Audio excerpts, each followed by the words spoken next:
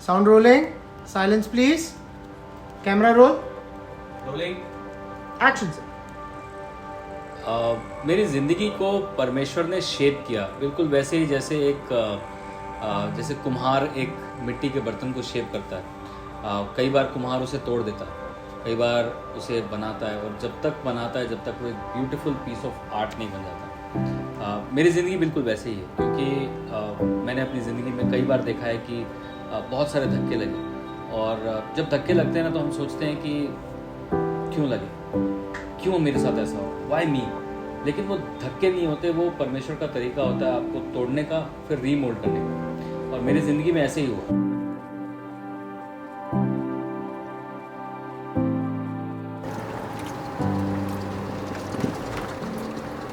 So I remember कि सबसे पहले शूट पे जाना मास्टर शेफ में शुरू हुआ था, और वहाँ पे तो खैर गाड़ी आती थी लेने, एकदम राजाओं वाला ट्रीटमेंट होता था। तो you know shoots were very hectic. Master chef में कुछ हम लोगों ने 29 घंटे भी शूट किया है, लेकिन वहाँ से लेकर यहाँ तक की जर्नी जो है वो बहुत ही इंटरेस्टिंग रही है। I would say lot of development. कल ही मैं किसी से बात कर रहा था जो जी कैफ़े की टीम से, और उन्होंने कहा कि शेफ आपका ट्रांजिशन देख के मतलब यू कैन नेवर इमेजिन कि इतना कुछ बदल गया आप में।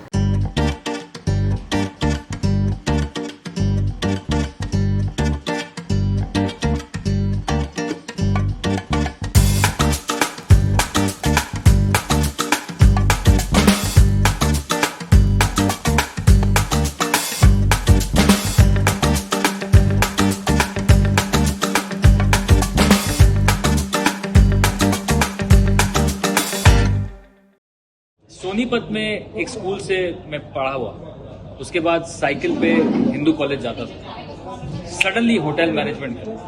होटल मैनेजमेंट के बाद वो 15 साल जो होटल्स में बीते हैं इतने टफ रहे हैं, जो अगर आपको मैं स्टोरी सुनाना शुरू करूं तो वो खत्म ही नहीं होता। It is a journey of a life time. और ये सिर्फ मेरी जर्नी नहीं, ये जर्नी है बहुत सारे शेफ्स की, इनफैक्ट हर शेफ की, क्योंकि कोई भी शेफ ऐसे ही नहीं बन जाता। शेफ बनने के लिए आपको आग से गुजरना पड़ता है, और वो आग आपको तपाती भी है, जलाती भी है, लेकिन उसके जलने के बाद जब सोना निखर के आता है तो वो कुछ ऐसा दिखता है। जब आप खाना बनाते हैं तो आप इंग्रेडिएंट से बातचीत करते हैं, आप देखते हैं कि क्या है, ये क्या है और क्या लेके आएगा आपके लिए।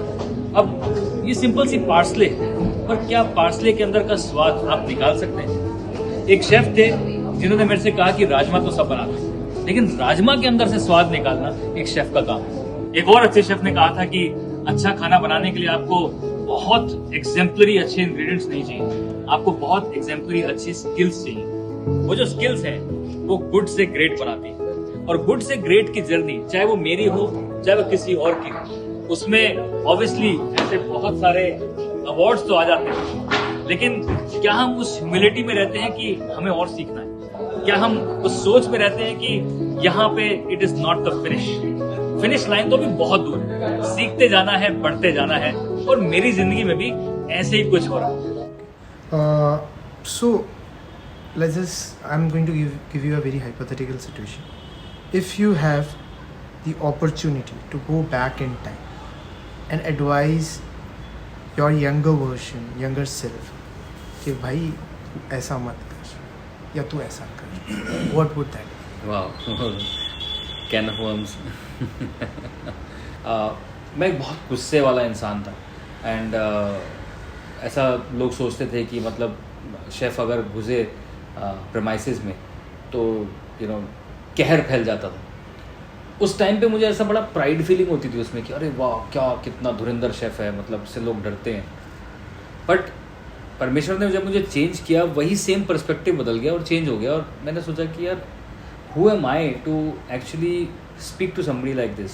वो कभी कभी वो ट्रेट वापस आता है, and I am not very proud about it, but the fact is कि God is changing me every day. वो एक चीज़ है जो मैं अपने अंदर से कम्प्लीटली निकाल देना चाहूँगा।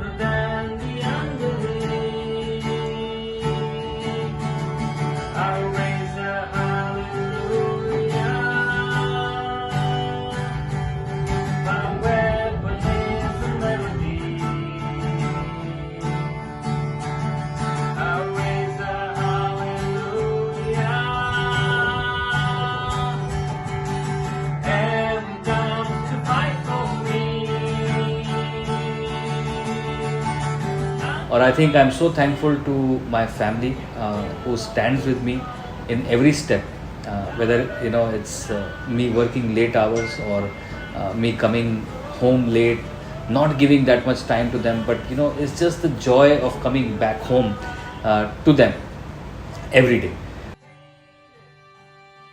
कुछ ड्रीम्स मेरे भी हैं कि थोड़े समय मेहनत करने के बाद हम जब बच्चे बड़े हो जाएंगे, अपनी अपनी जगह चले जाएंगे, तो मैं और अमृता एक शांत सी जगह पे जाके एक रेस्टोरेंट खोलेंगे और साथ में खाना बनाएंगे भी और सर्व भी करेंगे और will just be contented. But ये सारी जो सोच है ना, ये पिछले 2 सालों ने वो सोच को बदल दिया है कि आप कुछ भी इतना पोस्ट प्लान नहीं कर सकते. I think life is to be live today, thought about tomorrow and plan for tomorrow. ऐसा नहीं है कि कल के लिए प्लान नहीं करना है, बट आई थिंक आज जीना बहुत ज़रूरी है. कई बार हम लोग कल के लिए ही जीते रह जाते हैं कि कल क्या होगा, इसलिए आज कमा लो. आज भी जी लो.